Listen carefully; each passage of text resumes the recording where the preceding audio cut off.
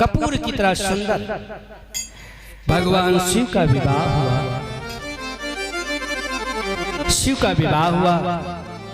भगवान सुखदेव कहते राजन, विवाह करने के बाद में बाबा अपने कैलाश पर चले गए और कैलाश पर जाने के बाद में हे महाराज परीक्षित, ये भगवान शिव के विवाह की पावन कथा। कैलाश पर आनंद मगन से भगवान शिव रहने लगे। माता गौरी भगवान शिव को पति रूप में पा करके परम आनंदित हो गई। अच्छा, आज एक बात बताऊं, चाहे छोटा गांव हो या बड़ा गांव हो, महादेव और महादेवी हर गांव में रहते हैं। हर घर घर पे महादेव बैठे हैं। हम लोग इतने बड़े हुए हैं, महादेव और महादेवी के ऊपर ही खेल खेल के बड़े हुए हैं।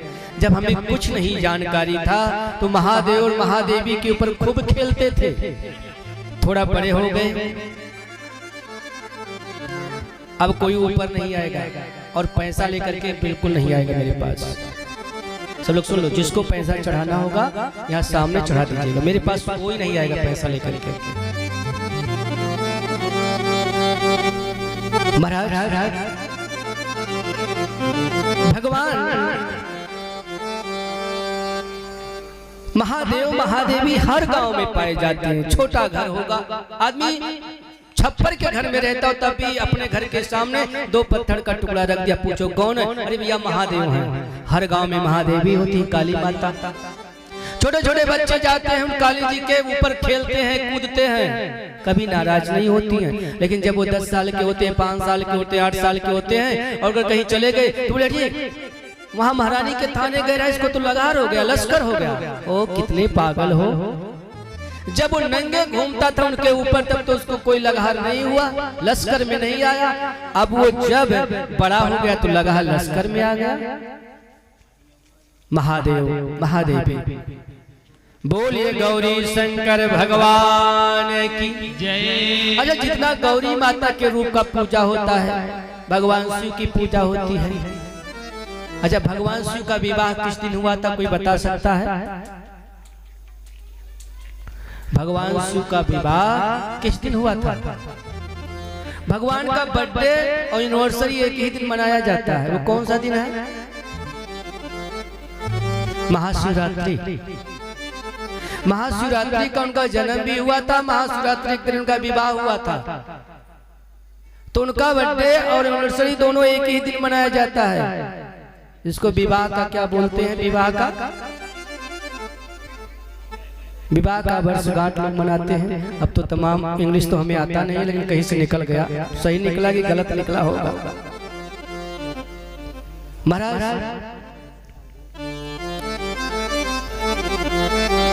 तो भगवान शिव के विवाह की पावन कथा सुनाया। ये जान लो, भगवान शिव का विवाह और जन्म एक दिन हुआ था। कौन सा दिन था? महाशिवरात्रि के दिन। शिवरात्रि।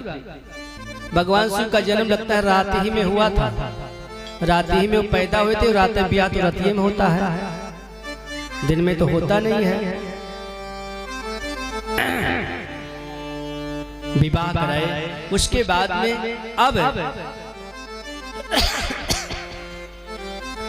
भगवान सुखदेव जी महाराज राजन परीक्षित को वो विमल कथा सुना रहे। अभी तक तो मनु महाराज की बेटियों की कथा सुनाए, अब बेटा की कथा सुनाने के लिए हुए।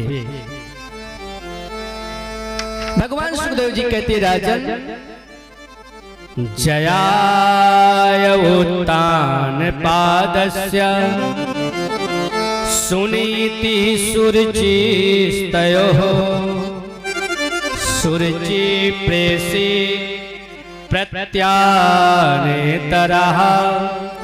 यत् सुतो ध्रुवः। मनु महाराज के बड़े बेटा है जिनका नाम है उत्तानपाद। उत्तानपाद के पास 2 पत्नी हैं। एक का नाम है सुरुचि, एक का नाम है सुनीति। सुनीति बड़ी है और सुरुचि छोटी है। इनका कोई वारिस हो तो इनको पकड़ लो। सुरुचि और सुनीति दो पत्नी। महाराज सुनीति उनकी बड़ी रानी है, उनके एक पुत्र हैं जिनका नाम है ध्रुव महाराज, और सुरुचि जो है उनसे एक पुत्र हैं जिनका नाम है उत्तम। लेकिन सुरुचि और सुनीति में बहुत अंतर है। सुनीति जो धर्म शास्त्र की बात मान करके उसकी नीति पर चलने वाले को उनको सुनीत कहते हैं, जिनका नीति सुंदर हो। और रुचि सुरुचि, सुरुचि माने स्वतः रुचि, मेरा मन जो कहेगा वही करेंगे। बड़े बुजुर्ग वेद पुराण क्या कहते हैं, उससे मेरा कोई मतलब नहीं है। मेरा मन सुरुचि, जो मेरा मन कहेगा हम वही करेंगे। सब तक हमें आप उत्तानपाद हैं। उत्तानपाद किसे कहते हैं? उत्तानपाद, इस दुनिया में एक कहानी है उत्तानपाद की। ध्रुव की, ध्रुव माने लक्ष्य, ध्रुव माने लक्ष्य। उत्तानपाद दो पत्नी हैं, हम लोग उत्तानपाद। हम लोगों का जब जन्म होता है तो सर नीचे होता है, पैर ऊपर होता है। इस जब धरती पर गिरते हैं, आते हैं तो पहले हम लोग का सर नीचे होता है, हम उल्टे उत्तानपाद में उल्टे पैदा होते हैं। और आने के बाद यहाँ के लोग खड़े करते हैं, खड़ा करना सिखाते हैं, उल्टे से हमको सीधा करते हैं। और जब हमारे हृदय में अंदर, हमारे इस शरीर के अंदर में दो नींद होती है। एक तो मनमानी होती है, जो मन अरे जाने दो, लोग ऐसे बोलते रहते हैं, मेरा मन जो कहेगा हम वही करेंगे। और एक होता है नीत, नीत पर चलने वाला मन। तो जो नीत पे चलता है उसका ध्रुव अर्थात उसका लक्ष्य प्राप्त होता है, कभी उसका लक्ष्य फेल नहीं होता है। इस कहानी के माध्यम से सुने।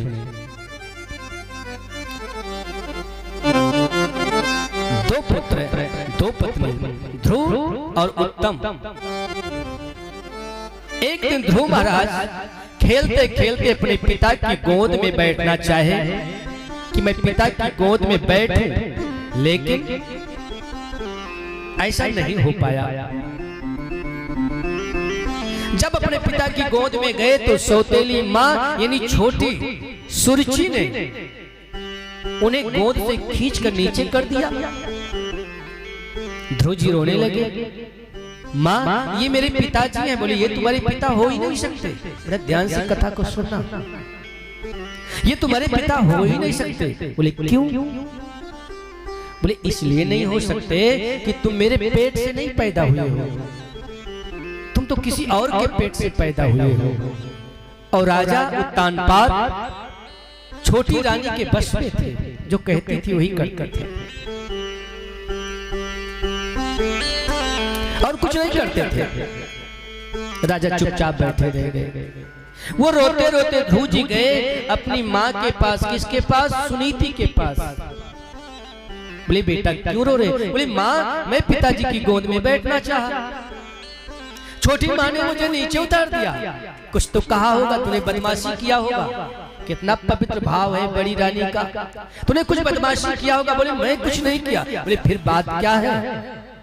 बोले मैं पिताजी की गोद में बैठना चाहा, माता ने हाथ पकड़ के नीचे कर दिया। बोले तुम नहीं बैठ सकते हो। फिर माँ ने क्या कहा? बोले हम तुम्हारे पेट से पैदा हुए हैं। अच्छा कहा। फिर कहा, बोले कि गद्दी पर अगर बैठना है, पिता की गोद में बैठना है तो जंगल में जाओ तपस्या करो। तपस्या करोगे भगवान मिलेंगे, और भगवान से कहना कि मेरा जन्म मेरी छोटी माँ के पेट से हो, और जब मेरे पेट से पैदा होगे तभी तो तुम्हें इस गद्दी पर बैठने का अधिकार मिलेगा। सुनीति मैया ने ताली बजा करके बड़ी प्रसन्न हो गई। आहा,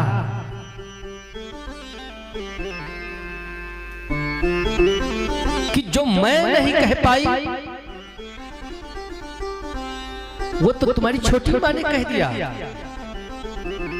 ये तुम्हारी सबसे बड़ी हितैषी तुम्हारी माँ है। बोले क्यों? बोले जिस माँ ने तुम्हें जगत पिता से मिलने के लिए रास्ता बता दिया, क्या वो माँ गलत हो सकती है? अच्छा तो कहा है, जाओ जाओ तपस्या करो। तपसा आराध्य पुरुषास्यम, जाओ तपस्या करो। माता ने सच कहा है। ध्रुव जी बेचारे निकल गए। अब उनको पता नहीं भगवान का पासवर्ड कौन है, किस नाम से ढूंढा जाए। अलग अलग सब नाम होता है। अब जंगल में चले जा रहे हैं, भगवान भगवान भगवान भगवान रो रहे हैं। रोते रोते जंगल में गए। अयोध्या के रहने वाले थे। रास्ते में रोते गए, जंगल पड़ा। रास्ते में नारद जी मिले। ध्रुव जी ये भी नहीं जानते नारद बाबा हैं। रास्ते में साधु के भेष में नारद जी बोले, अरे बेटा ठहरो, कहाँ जा रहे हो? बोले मैं भगवान से मिलने जा रहा हूँ। मात्र 5 साल के बालक, 5 साल का बालक चला गया।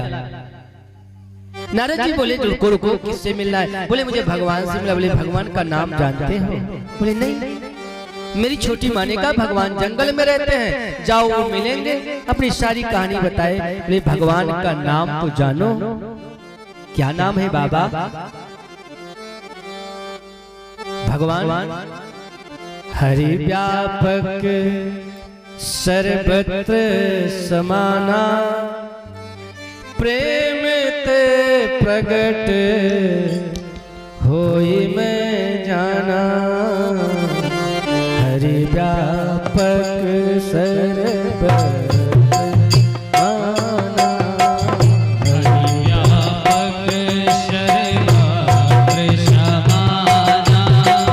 हरि व्यापक सर्वत्र समाना, हरि व्यापक सर्वत्र समाना, हरि व्यापक सर्वत्र समाना, हरि व्यापक सर्वत्र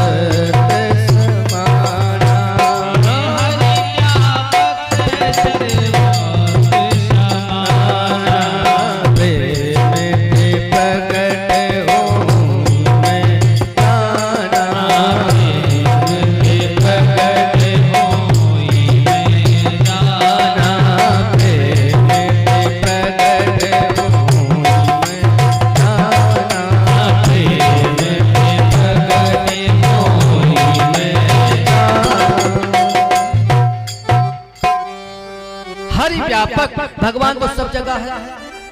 अच्छी बात है, भगवान सब जगह विराजमान है, लेकिन मिलेगा कैसे?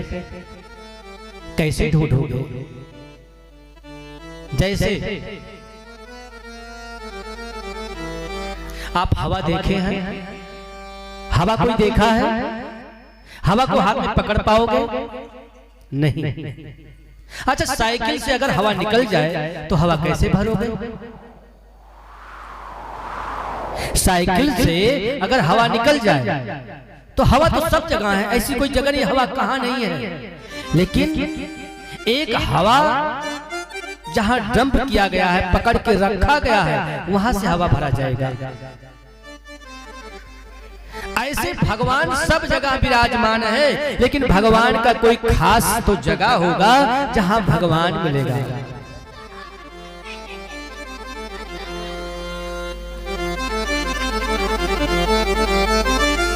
भगवान खास जगह। तो जिस प्रकार हवा भरने के लिए सब जगह हवा है, लेकिन हम हवा पकड़ नहीं सकते, कोई खास यंत्र के माध्यम से हवा पकड़ करके रखा गया है, ऐसे भगवान कई खास जगह होंगे, उनका नाम होगा। जैसे एक ही कंपनी के 100 मोबाइल लेकर के बैठ जाओ, लेकिन 100 मोबाइल लेने के बाद में हर व्यक्ति का अलग अलग पासवर्ड होगा। किसी की मोबाइल आंख से खुलेगी, किसी के हाथ से खुलेगी, तो सबका अलग अलग पासवर्ड है। अब गलत पासवर्ड अगर मोबाइल पे डालोगे तो उसका लॉक नहीं खुल सकता है। ऐसी भगवान के नाम बहुत हैं। भगवान के नाम बहुत है ध्रुव जी। बोले बाबा तो किस नाम से हमें मिलेंगे ये तो बताओ। बोले उनका नाम है वासुदेव। वासुदेव जपो। ध्रुव जी गए वृंदावन में। बिन हरि कृपा मिले न संता।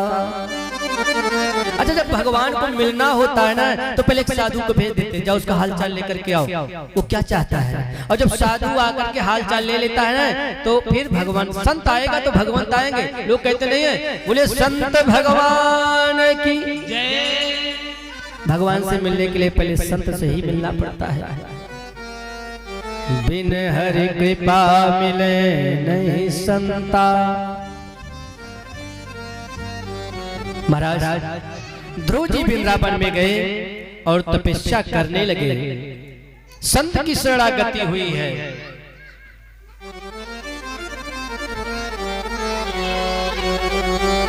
नाम का जपन शुरू कर दिया।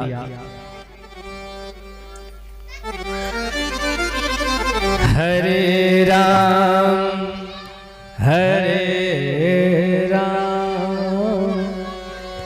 राम राम हरे हरे।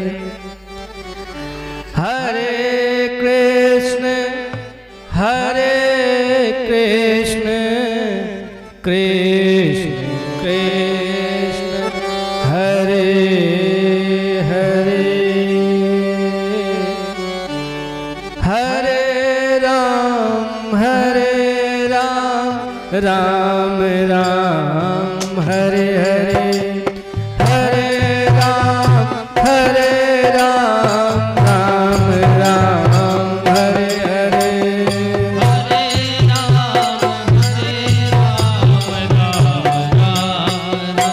हरे हरे कृष्ण कृष्ण कृष्ण हरे हरे।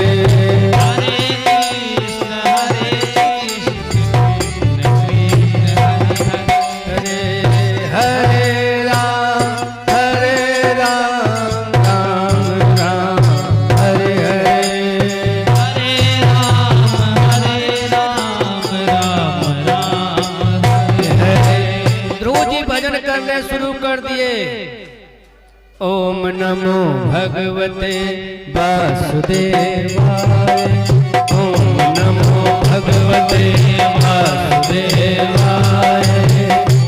ओम नमो भगवते वासुदेवाय। वासुदेवाय प्रभु नंद नंदनाय। वासुदेवाय प्रभु नंद नंदनाय। ओम नमो भगवते वासुदेवाय। ओम नमो भगवते वासुदेवाय। वासुदेवाय प्रभु नंद नंदनाय। वासुदेवाय प्रभु नंद नंदनाय। नंद नंदनाय प्रभु गोपी वल्लभाय। नंदनाय प्रभु गोपी वल्लभाय। गोपी वल्लभाय प्रभु जन वल्लभाय। गोपी वल्लभाय प्रभु वल्लभाय। ओम नमो भगवते वासुदेवाय। ओम नमो भगवते वासुदेवाय। ओम नमो भगवते वासुदेवाय। महाराज जपने लगे। जपते जपते महाराज तपस्या किया। कैसे किया? पहले तो कुछ सूखा पत्ते इत्यादि खाए, वो भी छोड़ दिए। उसके बाद में पानी पीने लगे, पानी भी छोड़ दिए। फिर महाराज बारी बतासा, पानी के ऊपर जो बुल्ला होता है बतासा, उसको चाट चाट के रहने लगे, वो भी छोड़ दिए। हवा पीने लगे। हवा पीते पीते एक दिन महाराज हवा को भी पीना बंद कर दिया। पूरा हवा नहीं पिएंगे। और जब हवा को छोड़ दिया तो पूरे महाराज 14 भुवन का नीचे चढ़ाना, सब कुछ महाराज छूट गया। पूरे लोक का 14 भुवन का तीनों लोगों की सांस बंद हो गई। सब दौड़े दौड़े गए भगवान विष्णु के पास। महाराज त्राहिमाम बोले क्या बात है? बोले भगवान अरे बड़ा गजब हो गया। बोले क्या बात हो गया? पवन देवता की गति रुक गई। सब लोग दौड़े गए भगवान के पास। एक छोटा सा बच्चा हट करके भजन कर रहा है, आप जाओ जल्दी से जगाओ। भगवान गए, कपोले स्पर्शम, गाल पे जा करके महाराज उनके स्पर्श किया। स्पर्शम बालम कपोल, कृपया कपोले। जब गाल पर स्पर्श किया तो रोजी आंखें नहीं खोल रहे, उनका भजन और तेज हो गया। भगवान प्रकट हुए, गाल पर जब शंख लगाए तो उनकी आंखें खुली। आंखें जब खुली ध्रुव जी की आह, भगवान को सामने देखा। इतने सुंदर भगवान। बोले आप कौन हैं? जो मेरे लिए भीतर देख रहा था वही है। भगवान चक्र गदा पद्म हस्त लिए सामने खड़े हैं। मुख अरविंद सुप्रफुल्लित कपोल गाल, मंद मुस्कान पर चंद बलिहारी है। मुख अरविंद सुप्रफुल्लित कपोल गाल, मंद मुस्कान पर चंद बलिहारी है। मुख अरविंद सुप्रफुल्लित कपोल गाल, मंद मुस्कान पर चंद बलिहारी है।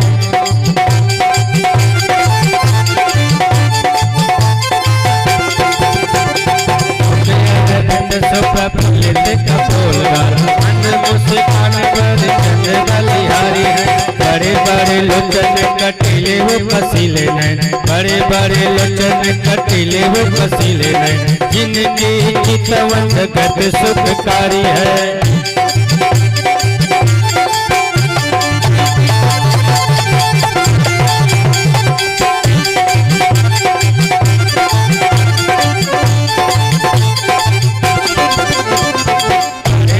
लोचन कटीले वो कसीले नैन, बड़े बड़े लोचन कटीले वो कसीले नैन, जिनकी चितवन जगत सुखकारी है।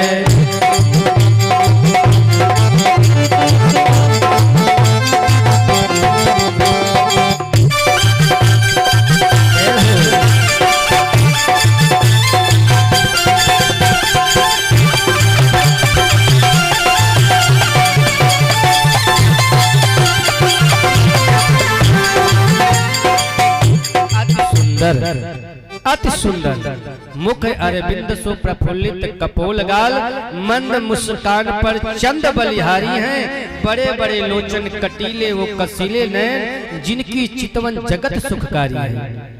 देखी देखी छठा सब हारे उनकी नजरों, देखी देखी छठा सब हारे उनकी नजरों।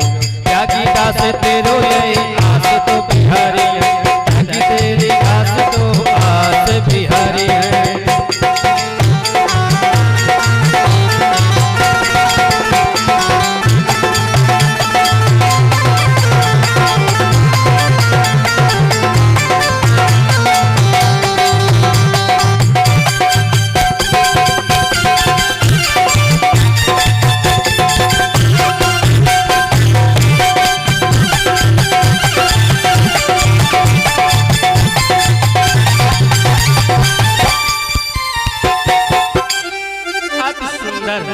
भगवान के सुंदर को देखा, आहा, भगवान के तो महाराज मुखमंडल से नजर नहीं हट रही है।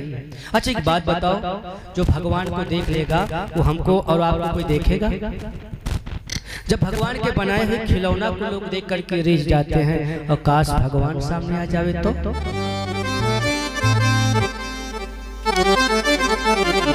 ध्यान घनश्याम का दीवाना बना देता है, ध्यान घनश्याम का दीवाना बना देता है।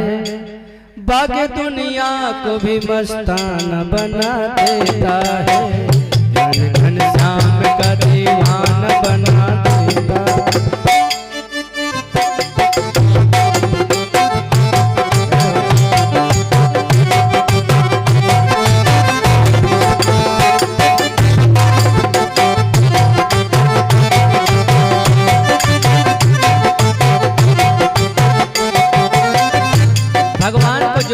मिलेगा उसकी बात ही क्या है। जो भगवान को एक बार देख लिया फिर ये खिलौना को कोई नहीं देखेगा। ये नमकीन खिलौना है ना, इस नमकीन खिलौना का दीवानगी खत्म हो जाएगा, भाड़ में जाएगा। यहाँ से कचरा, यहाँ से कचरा, यहाँ से कचरा, ये कचरे खाने को छोड़ देगा। फिर भगवान को जो देख लिया ना, देखो यहाँ कितने सुंदर हैं, तस्वीर में इतने सुंदर हैं, इनको देखने के बाद फिर इनके चेहरे से नजर नहीं हटती तो दुनिया का नजारा क्या देखा जाएगा। क्या है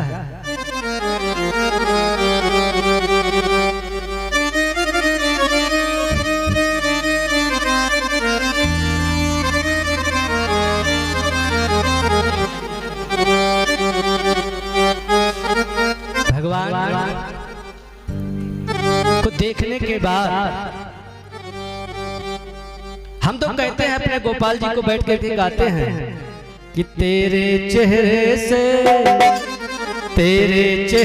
से नजर नहीं हटती, नजारे हम क्या नजारे हम क्या देखे, तुझे अपना बना लिया, बनाने को जी नहीं कहता, बनाने को जी नहीं कहता। तेरे चेहरे से नहीं हटती,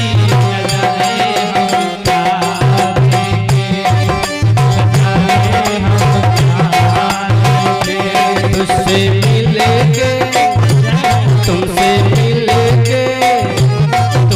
मिलेंगे प्यास नहीं बुझती, नजारे क्या देखे, नजारे क्या देखे। मेरे कान्हा जी, मेरे राघव जी, मेरे कान्हा जी, मेरे राघव जी, तुमसे दूर नहीं रह सकते, नजारे हम क्या देखें, नजारे हम क्या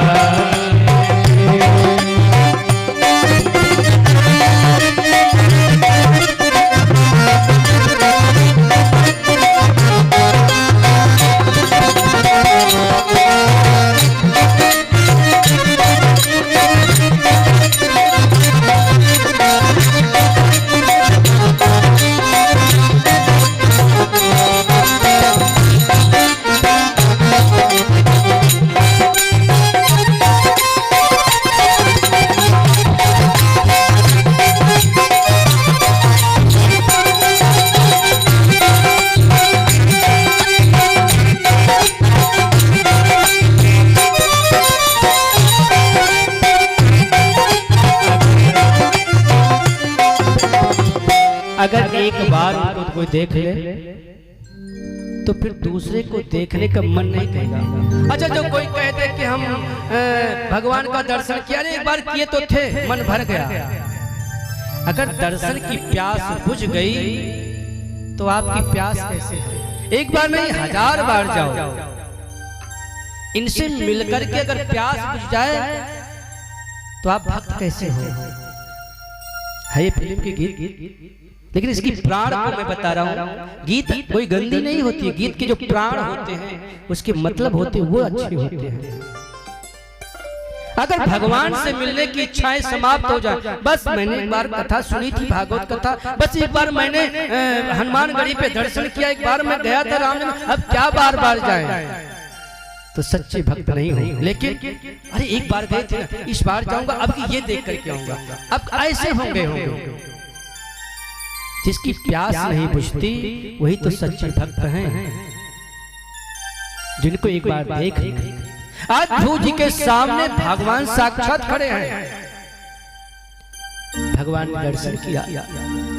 ध्रुव महाराज दर्शन करके भगवान गोपाल जी कहते कुछ मांगो, किस लिए आए हो?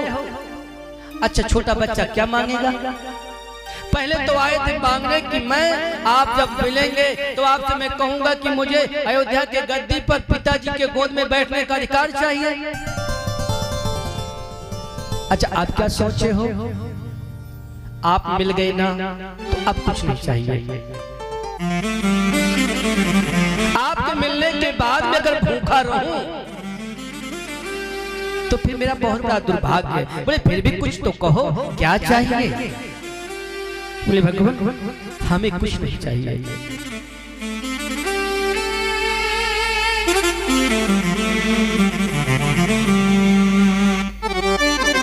फिर भी कुछ मांग लो।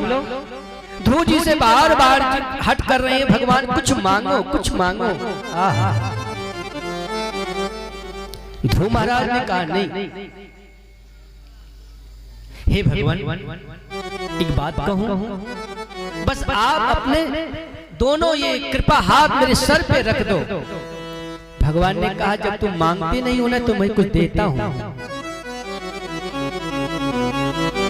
जाओ तुम्हें मैं 36,000 वर्ष का राज देता हूं। अयोध्या में 36,000 वर्ष तक तुम बैठोगे।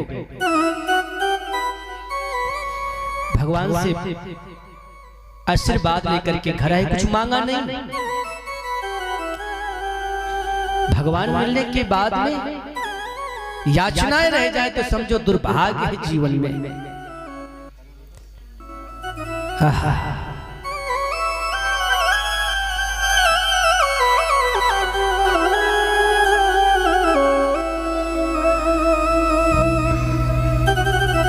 ईश्वर कृपा के सामने तो सारी कृपा फीकी पड़ जाती है।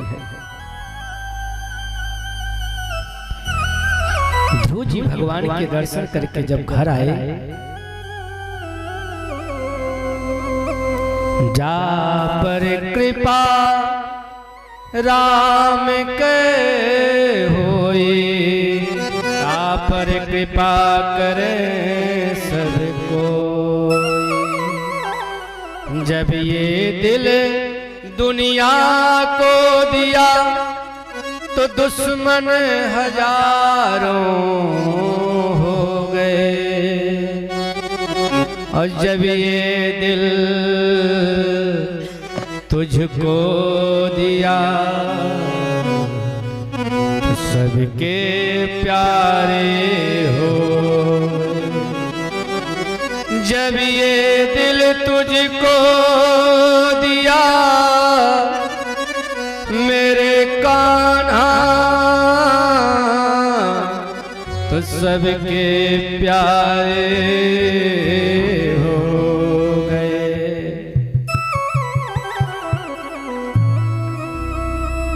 जब आए अपने घर पे तो अयोध्या में भव्य स्वागत। जिस माँ ने घर से निकाल दिया था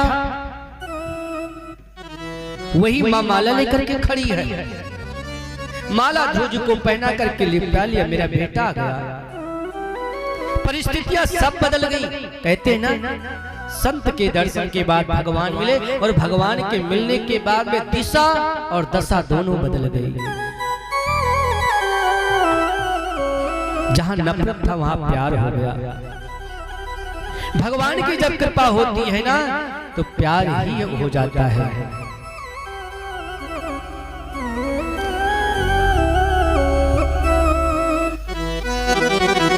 बोलिए भक्तवत्सल भगवान की जय। ध्रुव जी घर आए।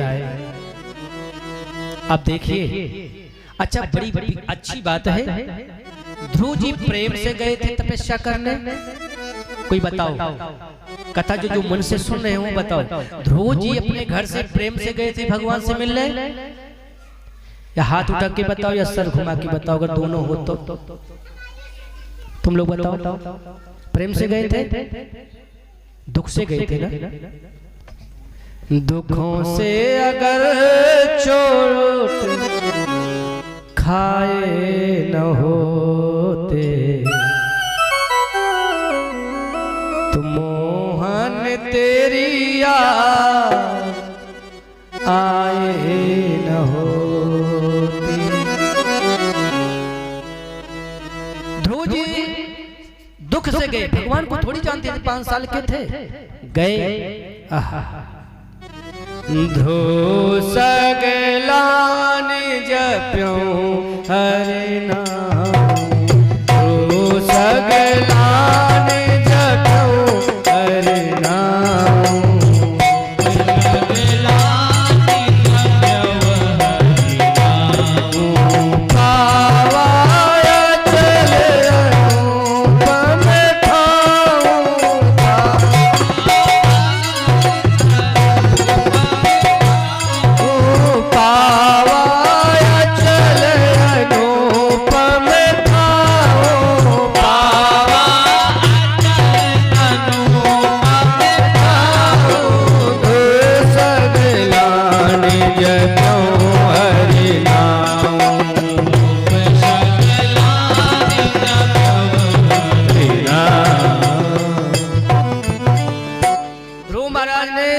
से जपा और भगवान मिल गए। 36,000 वर्ष तक राज किया अयोध्या में। ध्रुव जी 36,000 वर्ष के।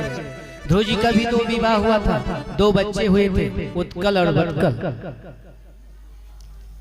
ध्रुव जी के पिता उत्तानपाद चले गए थे तपस्या करने। ध्रुव जी और ध्रुव जी के छोटे भाई उत्तम जी जब अयोध्या के गद्दी पर बैठे, सुंदर राज किए। एक दिन उत्तम युद्ध हुई, लड़ाई हुई, और उस लड़ाई में उत्तम मार दिए गए, युद्ध में मारे गए। जब ध्रुव जी को यह पता चला कि यक्ष लोग हमारे भाई को मार डाले, यक्षों पर चढ़ाई कर दे यक्ष को मारने के लिए, और जब मारने के लिए चढ़ाई किया, यक्ष लोग आए। मनु महाराज ये क्या कर रहे हो? लड़ाई में मारे गए लोग, लड़ाई में जो युद्ध होती है उसमें जो हो गया, क्यों यक्ष को मार रहे हो? जब उत्तम मर गए लड़ाई में, उनकी माता जो थी सुरुचि, उन्होंने सुना मेरा बेटा मर गया, पुत्र की शोक में जंगल में गई। और जंगल में कभी कभी दावा अग्नि लगता है, जंगल में लकड़ियों के संघर्ष से आग लग जाती है। आग लग गई और उत्तम की माँ, उनका प्रारंभ हो गया जंगल में।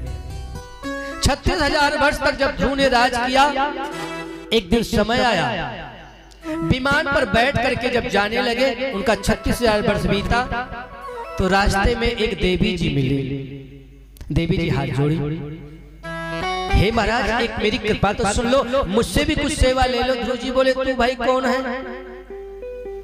ध्रुव जी विमान पर बैठे जा रहे हैं, विष्णु के 4 पार्षद हैं, लेकर के जा रहे हैं। उसने कहा ठहरो ठहरो जरा मेरी बात तो सुन लो। ध्रुव जी ने बोला क्या बात है? बोले मुझे नहीं आप जानते हो? बोले मैं तो नहीं जानता। बोले मेरा नाम है मृत्यु देवी। क्या नाम है? मृत्यु देवी। हर व्यक्ति मृत्युलोक में रहने वाला मृत्यु के काल में जाता है, तब वो जाता है। बोले अच्छा, जरा तुम सर नीचे तो करो। मृत्यु देवी ने सर नीचे किया। ध्रुव जी मृत्यु देवी के पीठ पर कान धर करके आगे बढ़ गए। थोड़ी देर गए, थोड़ी दूर जाकर के कहते भाई रुको रुको, अरे हम तो चले जा रहे हैं, मेरी माँ तो नीचे है, मेरी माँ तो मृत्युलोक में है। भगवान विष्णु के पार्षदों ने कहा ध्रुव जी आप ऐसे जिसके बेटा पैदा हो जाए, क्या उसकी मां नरक में रह सकती है? आगे वाला विमान आपके मां का जा रहा है और पीछे पीछे आप जा रहे हैं। भगवान के भजन के प्रभाव से ध्रुव जी बैकुंठ चले गए, स्वर्ग चले गए। बोलिए सिर्फ ध्रुव महाराज की जय, राधा माधव भगवान की जय। फिर इनके वंश में आगे चल करके इनके जो उत्तानपाद के छोटे भाई से प्रियव्रत महाराज एक दिन जब गद्दी पर बैठे,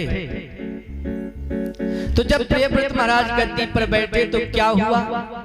इनके छोटे भाई एक दिन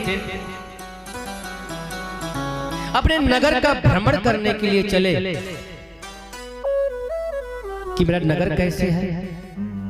नगर जब भ्रमण करने के लिए चले, चलते गए तो क्या परिणाम हुआ पता है? देखा कि सूरज डूबने लगा। सूरज डूबने लगा। प्रियव्रत महाराज को ये बात अच्छी नहीं लगी। उन्होंने कहा कि ये सूरज क्यों डूब रहा है, हमारे भोले भाले जनता अब क्या करेंगे, गरीब लोग बेचारे क्या कैसे खाएंगे कैसे पिएंगे, क्या होगा। बड़ी चिंता में पड़ गए। सूरज का पीछा कर लिए। रथेन ज्योतिरेमयेन रजनीमपि दिवादिनं करिष्यामि। अरे सूरज, तुम्हें रात करने की क्या जरूरत थी? बताइए हमारे गरीब जनता कहाँ जाएंगे, साधु संत महात्मा कहाँ जाएंगे, अंधेरा क्यों कर दिया? बड़ा कष्ट है। एक बात है, अपने योगी जी और मोदी जी गरीब घर से निकले हुए हैं, किसी मिनिस्टर के बेटा नहीं है, किसी अधिकारी के बेटा नहीं है। इनको गरीबी का बहुत नजदीक से गरीबी को देखा है, बहुत नजदीक से गरीबी पढ़ा भी है। आज अपने योगी जी और मोदी जी के घर में कोई मिनिस्टर नहीं है, कोई अधिकारी भी नहीं है। कोई और होता अब तक ना पूरे घर भर को मिनिस्टर बना देता, 8 गार्ड होते वो भी मिनिस्टर बने घूमते। जोगी मोदी दोनों महापुरुष इस समय भारत में, अपने स्टेट में योगी जी और अपने देश में मोदी जी वाकई में दोनों राम भक्त हैं। और दोनों जब आए तो देखो क्या हुआ पता है, अपने राम लला भी आ गए। जोगी मोदी जी दोनों बहुत नजदीकी से गरीबी देखा है। आज वही पता है, आज प्रियव्रत महाराज ने जब निरीक्षण किया तो कहा, अरे महल की दुनिया से बाहर की दुनिया तो बड़ी दुखदाई है। आज के बाद सूरज को डूबना नहीं, सूरज 24 घंटा उधर रहेंगे।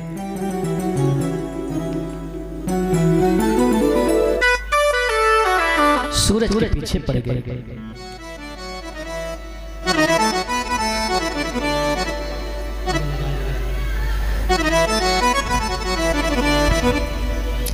दिन कर दिन हाय, दिन कर दिन लाए, दिन दिन में कैसी रात हो गई, अनोनी बात हो गई, अनोनी बात हो गई, हो अनोनी बात हो गई, अनोनी बात हो गई। दिन कर दिन हाय, दिन कर दिन लाए, दिन दिन में कैसी रात हो गई, अनोनी बात हो गई, अनोनी बात हो गई, अनोनी बात हो गई, अनोनी बात हो गई। दिन कर दिन लाए, दिन कर दिन आए, दिन दिन में कैसे रात हो गई, अनोनी बात हो गई, अनोनी बात हो गई, अनोनी बात हो गई, अनोनी रात हो गई।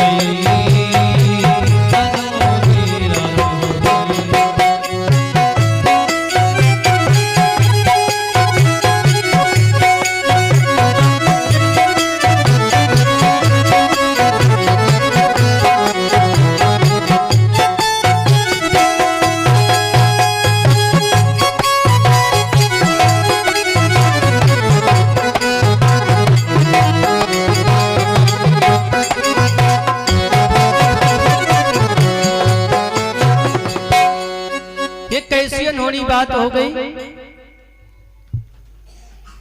कि दिन ही दिन में रात हो गई, अब रात नहीं होने पाएगा। सूरज का पीछा कर लिए प्रियव्रत महाराज 7 दिन तक रुकने ही नहीं दिया, 7 दिन तक सूरज को डूबने नहीं दिया। इस पृथ्वी को महाराज अपने रथ के निशान से 7 भागों में बांट दिया। 7 द्वीपों में धरती बट गई, जो हम लोग कहते नहीं 7 समुंदर, 7 समुंदर। और 7 पहाड़ 7 दीपों की रचना इस पृथ्वी पर हो गई प्रियव्रत महाराज के उस रथ के पहिया से। महाराज 7 समुंदर वाली ये धरती पड़ गई। तुरंत मनु महाराज आए, ब्रह्मा जी आए, अरे बेटा रुको रुको रुको, ये क्या कर रहे हो, रात्रि होने दो, दिन से ज्यादा महत्व रात्रि का है। बोले पिताजी क्षमा करें, साधु संत महात्मा गरीब आदमी कैसे रहेंगे, बहुत क्षमा किया, जाने थे। प्रियव्रत महाराज अपने पितामह और पिता की आज्ञा मान करके और सूर्य को मुक्त कर दिया। तभी से यह धरती पर 7 द्वीप और 7 समुंदर का निर्माण हुआ। अच्छा, 7 समुंदर का निर्माण कैसे हुआ था, कोई इतिहास से बता सकता है? भौतिक विज्ञान में क्या कहता है कि 7 समुद्र कैसे बन गए? कोई लेख मिला होगा तो कल मुझे कोई बताएगा कि 7 समुद्र का निर्माण कैसे हुआ था, या 7 द्वीप या 7 पहाड़ को किसने बनाया था? हमारे पास प्रमाण है। मैं श्रीमद् भागवत महापुराण के 5म स्कंद के पहले अध्याय में प्रमाण देता हूँ कि मेरी भागवत कहती है कि 7 समुंदर और 7 द्वीप में धरती बांटने वाले मेरे प्रियव्रत महाराज के रथ का पहिया है। और कोई प्रमाण ला करके देगा? नहीं दे सकता, क्योंकि है ही नहीं। मेरे पुराण से प्राचीन इतिहास हो ही नहीं सकता है।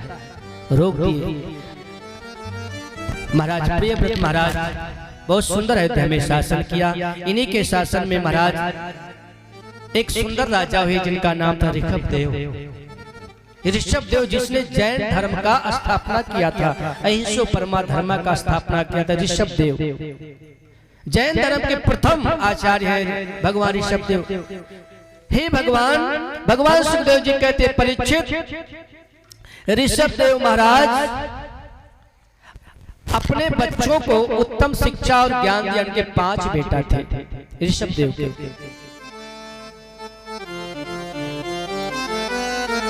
5 पुत्रों में इनके बहुत महान और योग्य पुत्र थे जिनका नाम था भरत महाराज। इन्होंने अपने पुत्रों को गद्दी पर बिठाया और अच्छा संस्कार दे करके चले गए।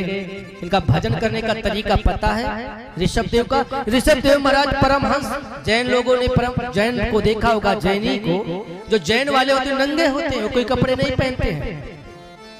ऋषभदेव महाराज भगवान ऋषभ कहो बहुत योग्य थे, अयोध्या के राजा थे। नंगे हो गए, मुंह में अपने पत्थर का टुकड़ा लेकर के घूमते हैं। लोग इनको पागल कहने साबित कर दिए। मलमूत्र भी जगह पर कर देते थे, वहां बगल लेट जाते थे। क्यों? क्योंकि लोग इनसे मिलने ना हुए, ये लोगों से बहुत दूर रहना चाहते थे।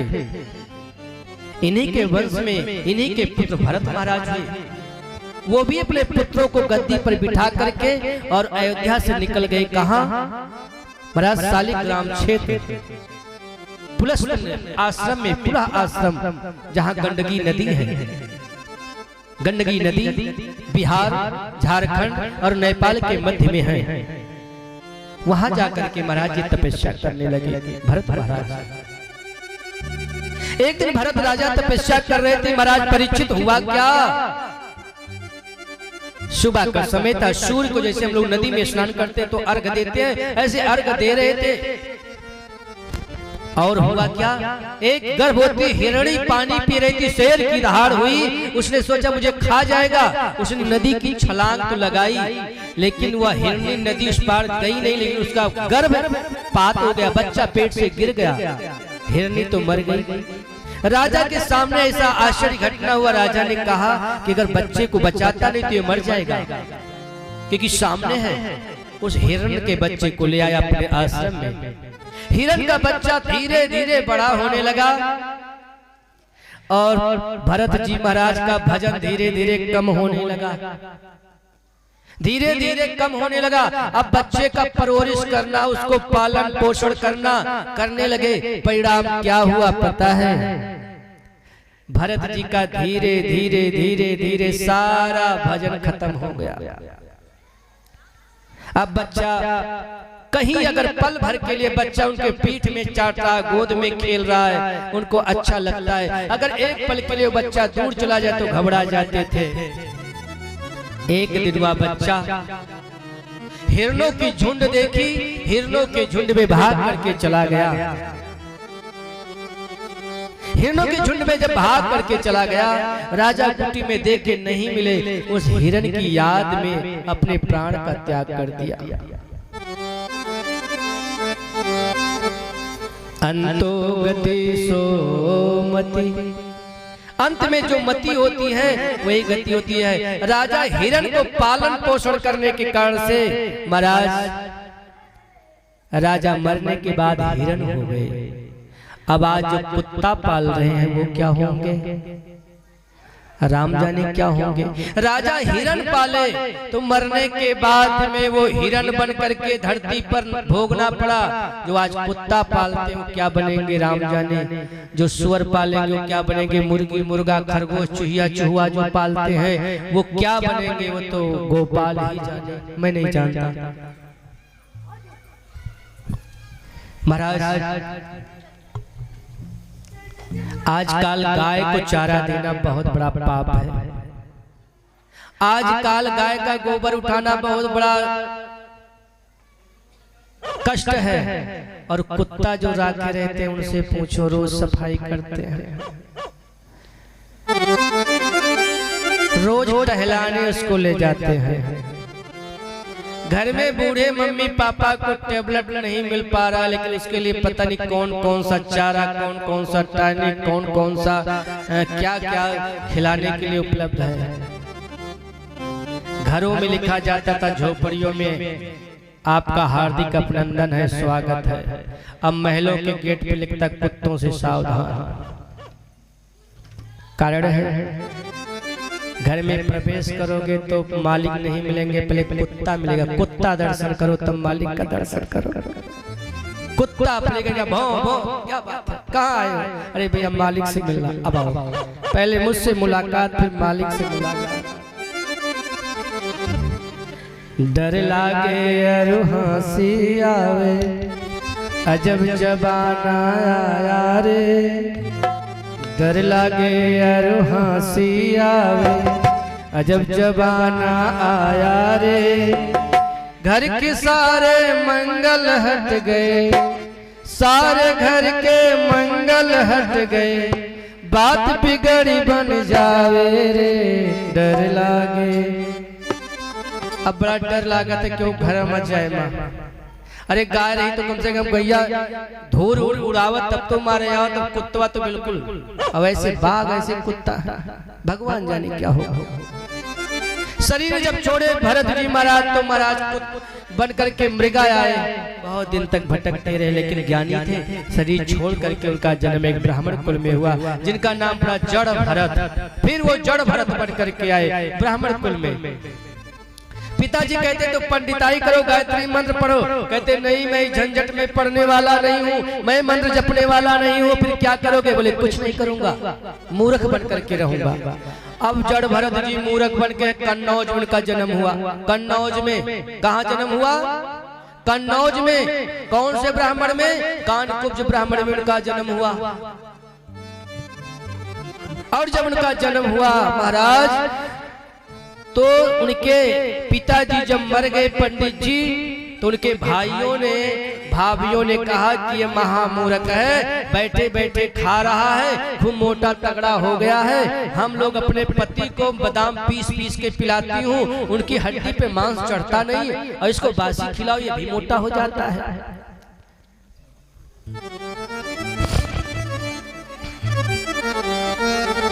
एक दिन भाभियों ने कहा ये बता, तो दिन भर पड़े पड़े खाता है, कुछ काम करना तुम्हें नहीं आता है? बोले क्या करूं, काम तो बताओ।